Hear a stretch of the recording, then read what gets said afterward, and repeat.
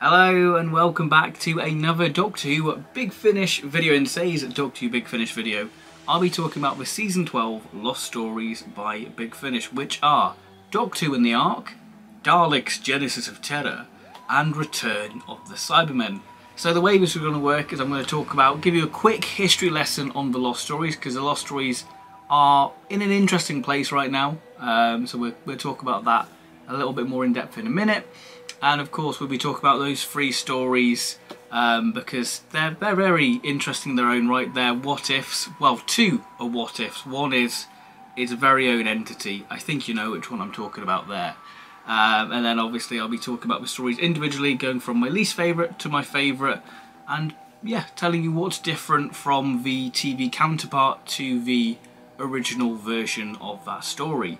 So if you like your Big Finish content, then please do consider hitting that subscribe button if you're new around here.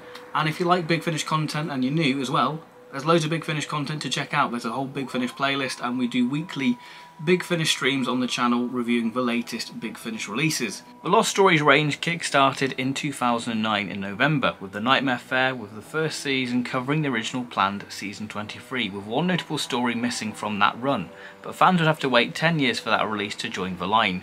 The second series was a mixture of box sets with the first and second Doctor, even seeing the bonus story of the Destroyers, the American Dalek pilot episode, followed by season 27. Series 3 had the fifth Doctor kicking off the series with the brilliant story of the Elite, followed by Hexagoria and Children of Seth, handing the reins over with the sixth Doctor with a return to Traken in Guardians of Prophecy, reuniting with Victoria in Power Play, finished off with Andrew Smith's first Sontaran script, which was replaced by the two Doctors. The series finished off with the very first Lost story, The Masks of Luxor, and a second Doctor story called The Rose Mariners. Series 4 was the last in the range's original run, finished with a third Doctor story, The Mega, in December 2013. But it wasn't until 2019 when the range returned in November, with The Nightmare Country and The Ultimate Evil, completing season 23. 2021 saw the Doomsday Contract and the first season 12 adventure join the range, Return of the Cybermen. 2022 saw the sidestep with RTD's script Mind of the Hodiak get released, bringing us up to date in 2023 with the Ark and the Daleks' Genesis of Terror.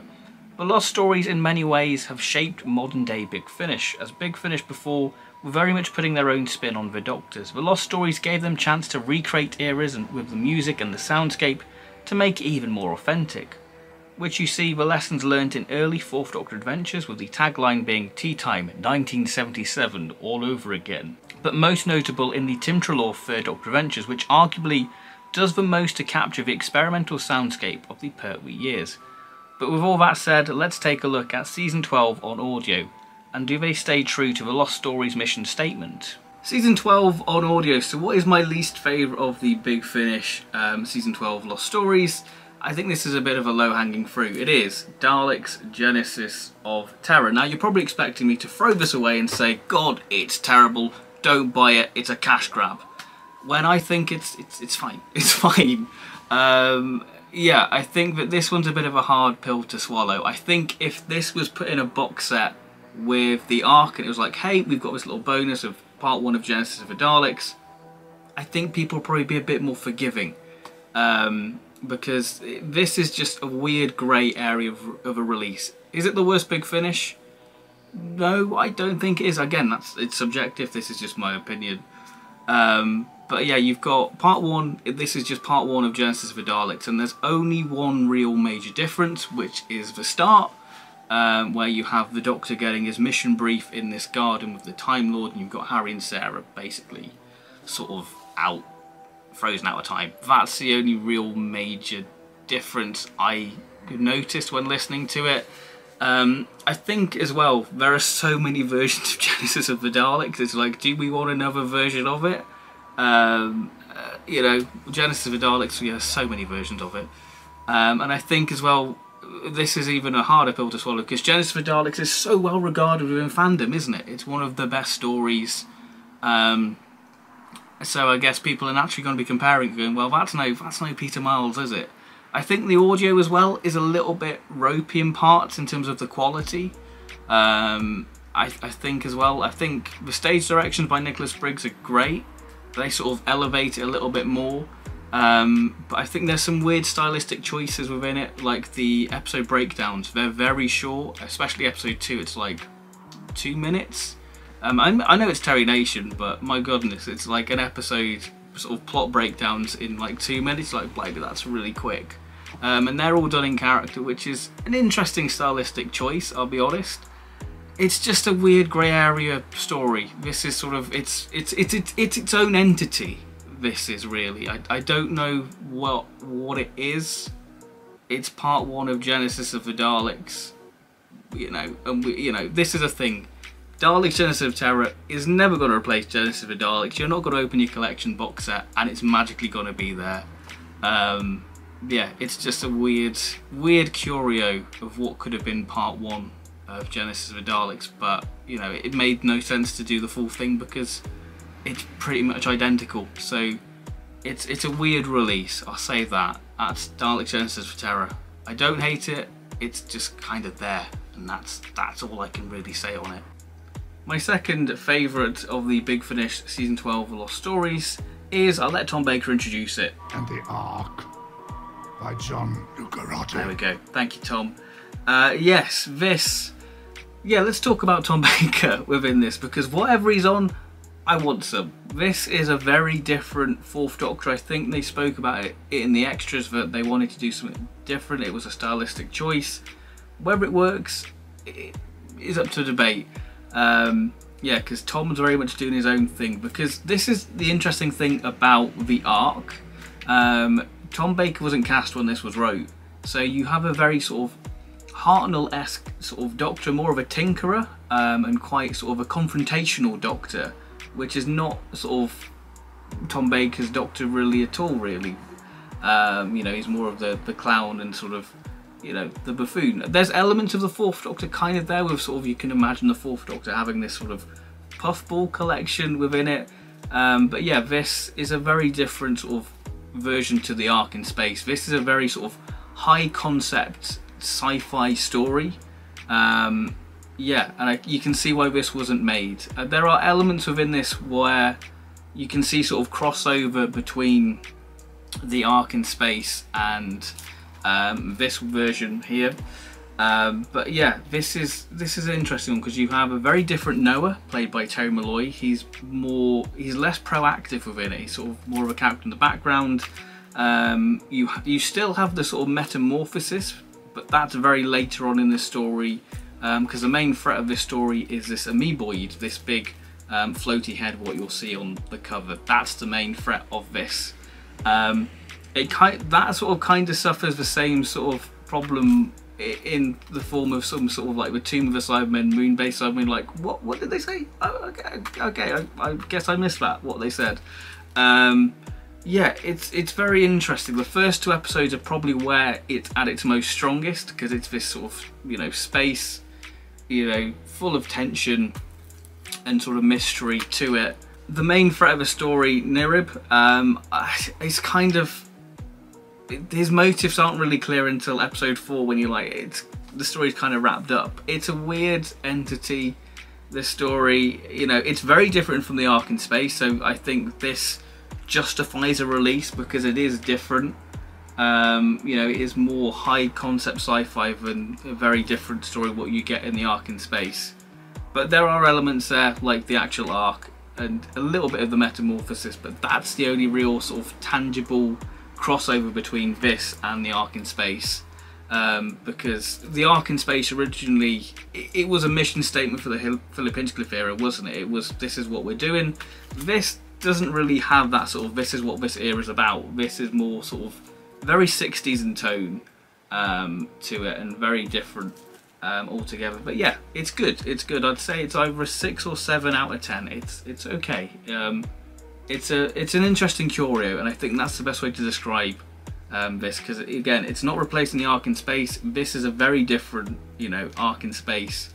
But yeah, still very good, still very enjoyable. But yeah, I'd say the first 2 episodes are where it's at its best, because the soundscape is just phenomenal. It's brilliant. My favourite season 12 Lost story is Return of the Cybermen. This again, the season 12 audio seemed to be quite a bit of a Marmite selection, but I really love this one. So much so, I'm probably going to say I prefer this to Revenge of the Cybermen. I think the Cybermen are way better within this, but we'll talk about the Cybermen in a minute. This story is very 1960s-esque, and I think that can be a detriment to the story in terms of how it treats Sarah. I think that's a problem with pretty much all three of these stories, is how Sarah is treated and sidelined, because a lot has happened in the show since Jerry Davis last wrote for Doctor Who. But yeah, I think the season 12, this is the first time we have the season 12 TARDIS team on audio, and I think that's one of the exciting things, because part 1 just gets it. And you know, you can see sort of the 60s elements in Ark in Space, with episode 1 just being the Doctor, Harry and Sarah exploring Nerva Beacon. This kind of replicates that feel to it, but with Cybermen, and that's amazing. The Cybermen within this feel like a legitimate threat. Not saying that they weren't a legitimate threat in Revenge of Cybermen, but I think the way the Fourth Doctor treated and acted around the Cybermen in Revenge of the Cybermen, he kind of belittled them, you know, going, oh, you're just a bunch of tin soldiers, you know, skulking about the galaxy. The Cybermen are just there. They're skulking in the shadows. They're very 1960s. This is sort of Moonbase meets the invasion.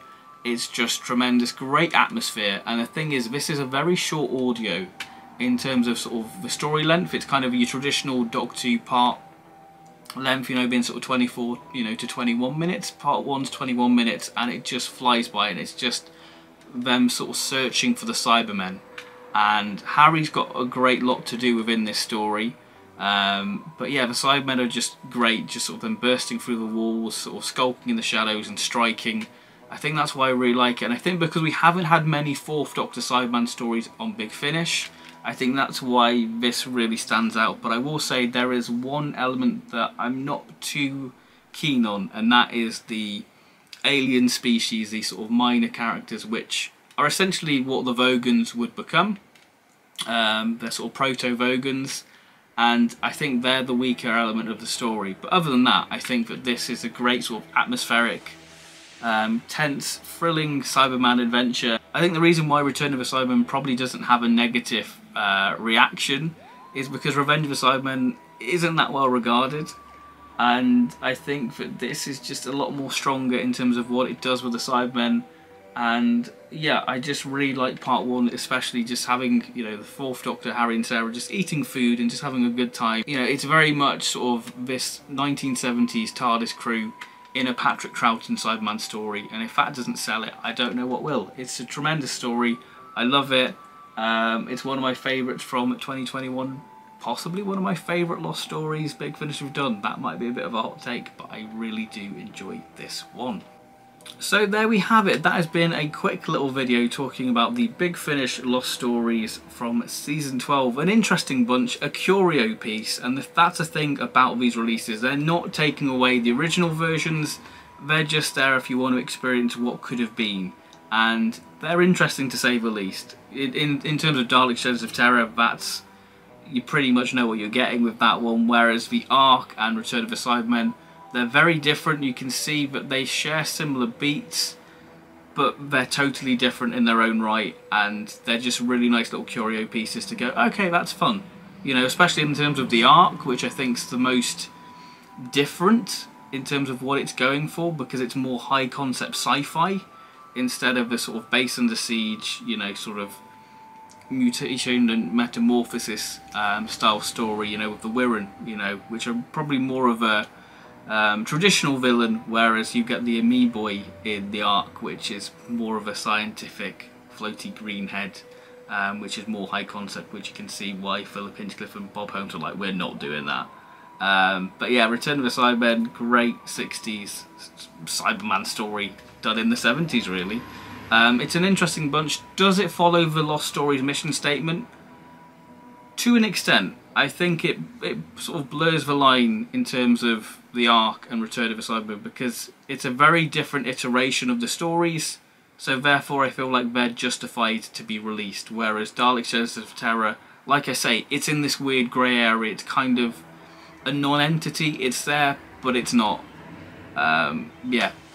So there we go, that has been a little video on the Big Finish Season 12 Lost Stories. I hope you've enjoyed this video, and I'll see you next time for more Doctor Who Big Finish related content. So if you enjoyed this video, then please do like and subscribe, it really does help the channel out, and I'll see you next time for more Big Finish content. So thank you very much, and bye bye!